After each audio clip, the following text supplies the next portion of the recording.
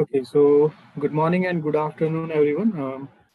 Today we have gathered here for an exclusive webinar, which is titled as Looking for a Reputable Journal. And to present this, we have with us our today's expert, Professor Frolin D. Mobo. He's a graduate of Doctor in Public Administration from the Udenta City University class of 2016 and a graduate of second doctorate degree PhD in Development Education at the Central Luzon State University, Nueva Ecija, Philippines, class of 2022.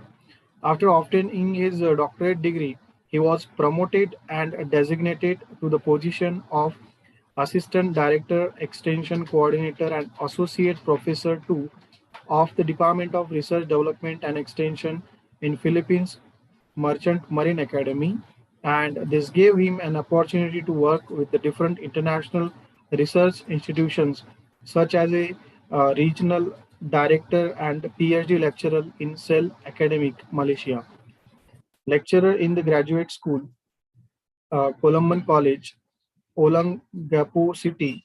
He was also appointed as the editor-in-chief in the International Journal of Multidisciplinary Applied Business and Education Research, Malang, Indonesia. So without wasting much time, let me welcome Dr. Professor Frolin D. Mobo, sir. Please, over to you, sir.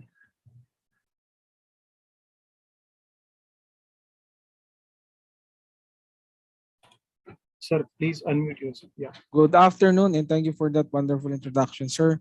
So good afternoon, Inoboy from the Republic of the Philippines. So it's a Holy Week for today. It's a Good Friday. So might as well let's start with my topic. So my topic for today is about looking for a reputable journal. So it's very important nowadays to identify reputable journals. So one very simple way to identify journals that might be a good fit for your article is to look the journals in the sources in your references which are being published. So part of that, if you're going to check of that, beyond this approach, there are many tools created by publisher and search companies to help authors identify appropriate journals for publication.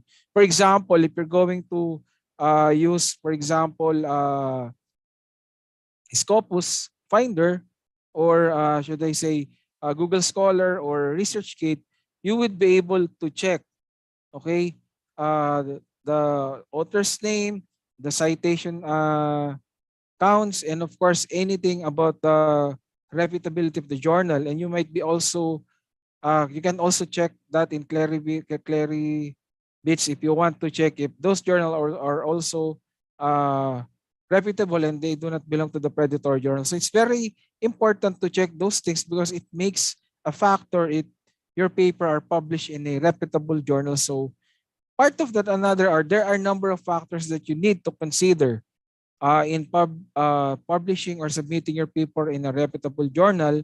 Number one, of course, you should consider the publisher. For example, a good publisher is if they're established in a reputable publishing house or company that uses a system. For example, if they belong to Springer, those who are a popular publishing company, Wiley, Elsevier, Nature Publishing Group, or anything, as long as they have a system, that they have a journal system that accepts a review system and has a transparency in terms of the research ethical format. So definitely it is a reputable journal. So from there, you can be confident that that journal is belong to the reputable journal, and you will not be and then part of that is you have to check the peer review, because part of the journal is you have to check, for example, if you're going to check the system which is being indicated on the website, you might as well as check if sometimes the longer that they process the review process, for example, if they have a review process in a matter of 3 months, that is longer, sometimes it would take 3 weeks or 4 weeks. So it is a good part that that journal as a journal system that they follow, okay, the copy guidelines, okay, the ethical standard guidelines in publication. But if you have encountered a journal which publishes that in a matter of one day or even a minute, so you would be able to check that that journal belongs to a predatory group.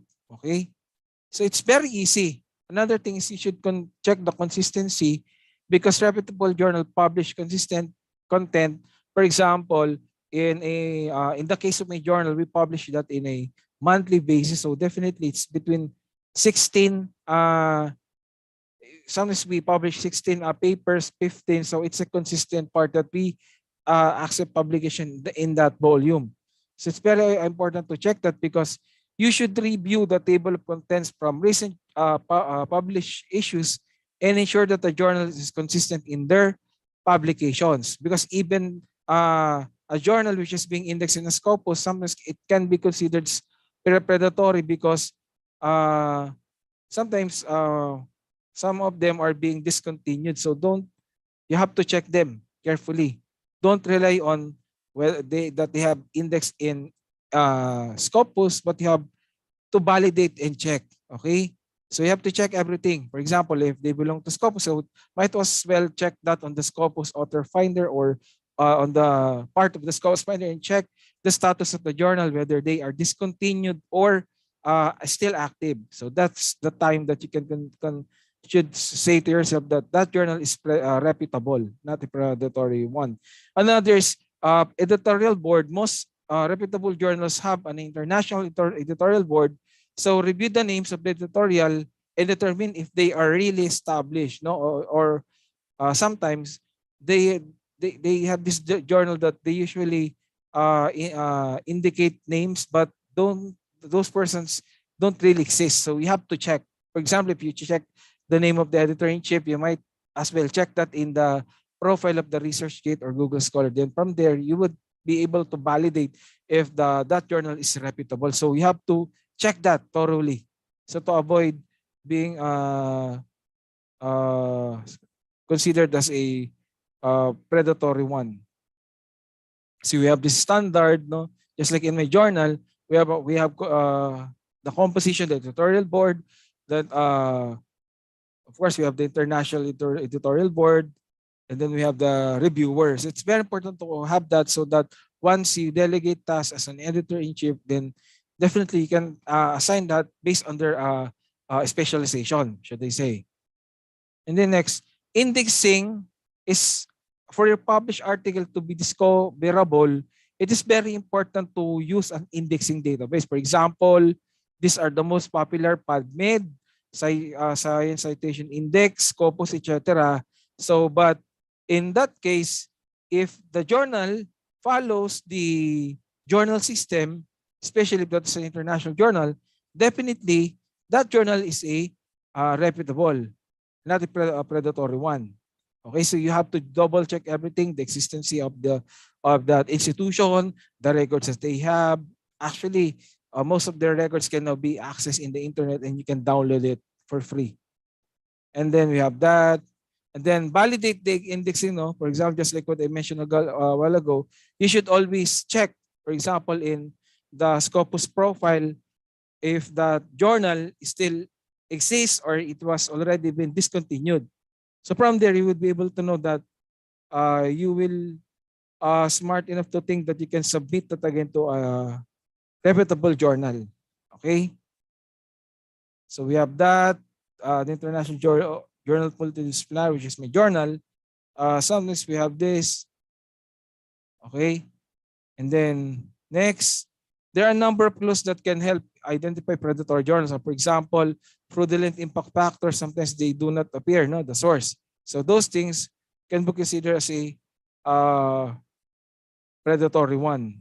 Okay?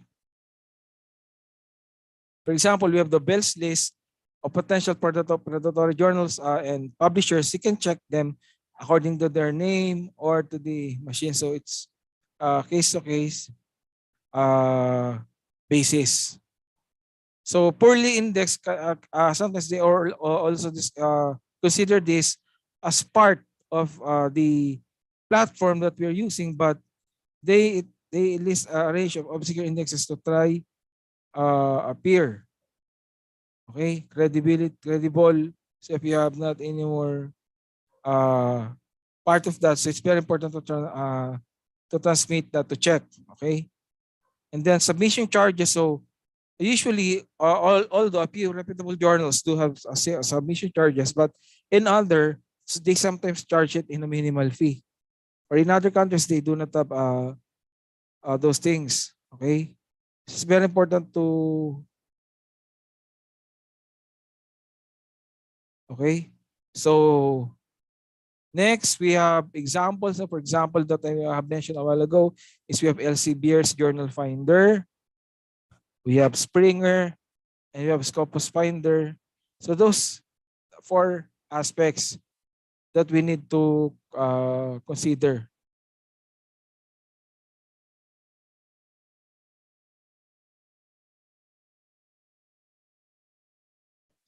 Okay. The next, citations counts. Of course, it is very important to look that if the journal has a citation, so you have to check that.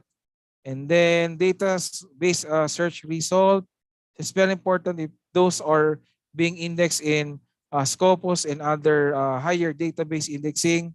And it plays a vital factor. For example, in the case of uh, in the Philippines, so usually we tend to consider database search resources for instance, for example, if your paper has been indexed in Doge, so if the Doge complies on the requirements, so definitely that is not a predatory, but that is a reputable journal. Okay, so database search results. Then, okay, so it's very important. For example, we have IBSCO, ProQuest. They clean that totally. Okay, and then part of the system also, it is very important that when you identify your uh, journal publications, no, where you want to submit, it's very important also that you should check the processing charges that must be considered or must be checked or reviewed. Okay, so those things are very important in that.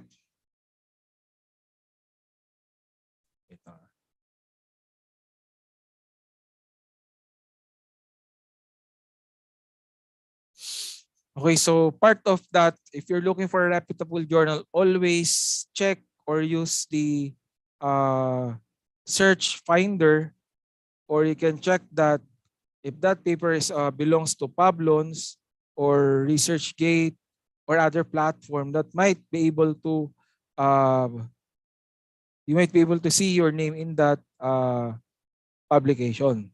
So it's very important to always to consider everything. So to avoid getting a predatory journal.